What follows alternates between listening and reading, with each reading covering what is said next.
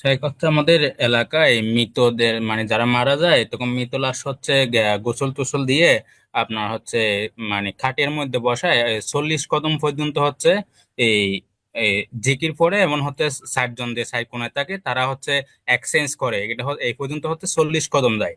এটা কি হাদিসের আলোকে আছে? আমি হচ্ছে নাসিরউদ্দিন আলমাই রহমতুল্লাহর একটা বই পড়ছে, এখানে হচ্ছে এই রিলেটেড কোনো কিছু উল্লেখ নাই। এটা কি বা এই হানাফি মাযহাবে এই টাইপের কিছু উল্লেখ আছে? এটা একটু জানতে চাচ্ছিলাম। এটি হানাফিদের সমাজে প্রচলিত, যারা হানাফি, প্রকৃত হানাফি না, প্রচলিত হানাফিদের কিছু বেদাত। এই যে জিকির পড়তে হবে মাইয়াতকে খাটলিতে করে বহন করার সময়, এটি বেদাত। কথা বোঝা গেছে? এটি হানাফি মজহাবে, খাঁটি হানাফি মজহাবে নেই, এটা জাল হানাফি মজহাব আছে।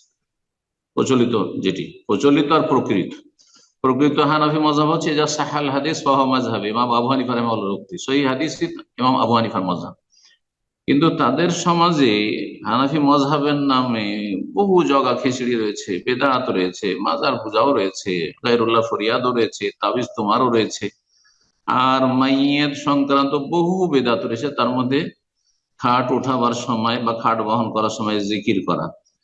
বাকি থাকলো এই যে কিছু দূর যাওয়ার পরে সে 40 কদম নির্ধারণ করার কোনো প্রয়োজন নেই, কিন্তু কিছু দূর যাওয়ার পরে আবার যদি অন্যরা কাঁধ লাগাইতে চায়, ভাই আপনি তো কিছুক্ষণ বহন করলেন, আমি বহন করব মাইয়াতের হক আদায় করার জন্য, তো এতটুকু করা যেতে পারে, এতটুকু করা যেতে পারে। কিন্তু কাঁধ বদলাইতে হবে, বা যারা হয়তো নিয়ে যাচ্ছে তাদের জন্য ভারী হচ্ছে, কষ্ট হচ্ছে, চলেন আপনি আরাম করেন, আমি নি, আমি কাঁধ লাগাই, তাহলে ঠিক আছে। কিন্তু 40 কদম গিয়ে থেমে যাবে, আবার 40 কদম পার আবার মানে বহনকারী বদলিবে, এর কোনো অস্তিত্ব ইসলামে নেই।